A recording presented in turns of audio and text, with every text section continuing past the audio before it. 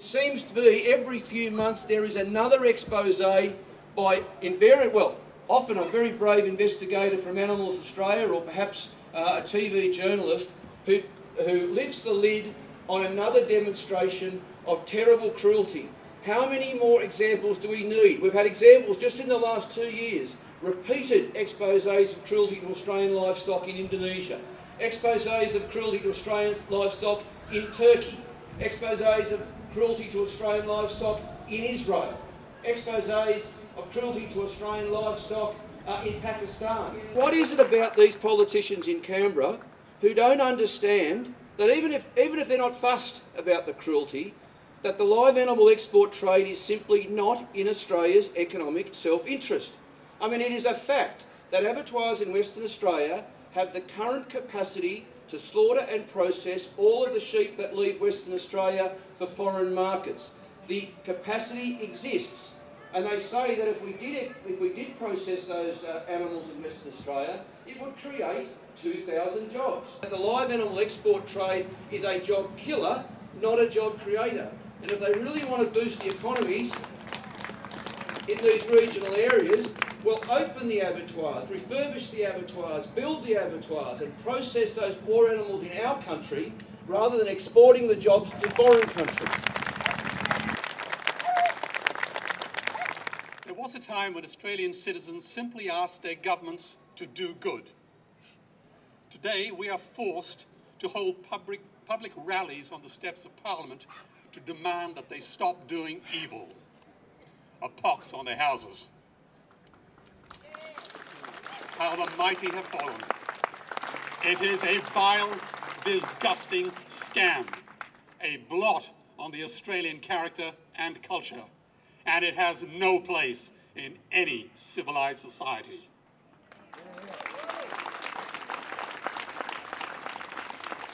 So any politician who supports this vile trade should hang his head in shame and apologise or resign immediately. There is no place in Parliament for him either. Simply grow a bloody spine and ban this disgusting trade once and for all. Simply because their conscience tells them that it is right. Now let us also remind them they are not our economic masters, they are our political servants.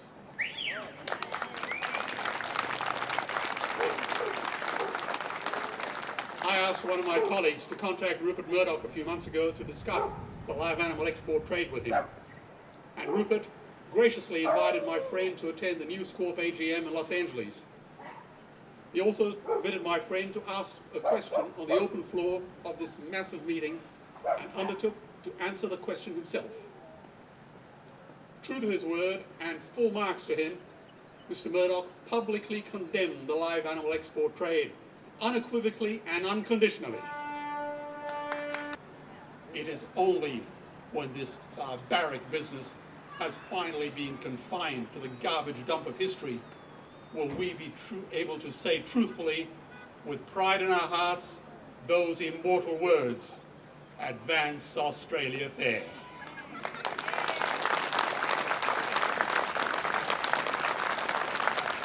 Let's bring on that wonderful day. Australian animals have earned the right to be treated decently, and they have waited long enough. Let's end this barbaric trade once and for all. Let's do it now. Thank you.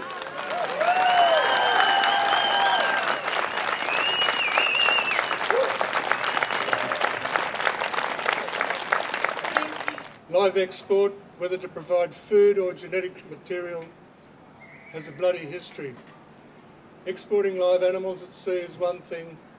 What happens to them at their final destination is quite another.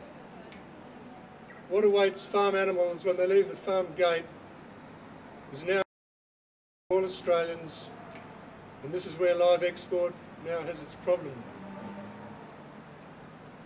Media exposés reveal there are very disturbing sides to the trade, and live export amounts to only 5% of the whole livestock industry, and of this, only about 3% would be sheep, goats and cattle on long hauls to the Middle East. We're all here because we care.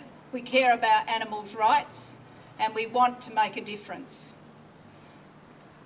I'd like to firstly acknowledge the original custodians of this land, because I think it's important to pay respects at a rally such as this to the Muwinina people, their elders past and present.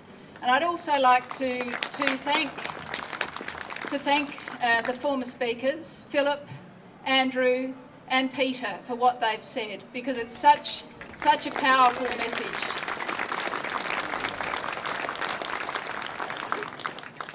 And I'd also like to acknowledge my Green colleagues, Rosalie Woodruff, who's standing for Franklin, and Penelope Ann, who's on the Senate ticket with myself, and Peter Wish-Wilson. Peter is in Canberra. I'm sure that he would sooner be here on this beautiful Hobart winter's day with you, but unfortunately he's in Canberra today. So where does that leave us today? What can be done to change this situation? This rally is so important, and there will be other rallies in other major cities across Australia. It is a reminder to each and every one of us to vote for the best, for the party and the candidates with the best possible position to ensure that live animal exports ends, so that the voiceless animals are considered. Not only is your vote on September the 7th important, but anything you do between now and then to make sure that your voice is heard, to make sure that you're speaking on behalf of those voiceless animals. So please do as much as you can. Remember that it's important to have the Greens in the Senate and have good representation in the lower house as well. And we need to put an end to this cruel and barbaric practice. The sooner the better. Thank you. So in conclusion, I'd just like to thank our amazing speakers so much for being here, and to all of you for being here, and to encourage you to really make your vote count this time around, because it's the only way we're going to see an end to this.